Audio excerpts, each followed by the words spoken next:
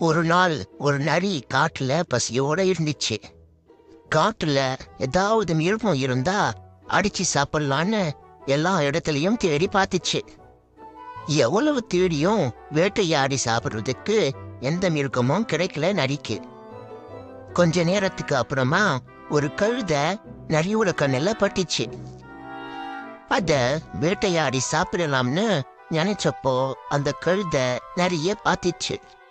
ரொம்ப பயந்து போன கழுத கொஞ்சம் யோசிக்க ஆரம்பிச்சிச்சு.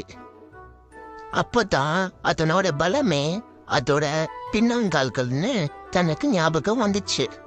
எப்படியாவது நரிய தன்னோட பின் பக்கத்துக்கு கொண்டு வந்து ஒரே ஏத்தி ஏத்தி தப்பிச்சு போயிடலாம்னு முடிவு செஞ்சிச்சு.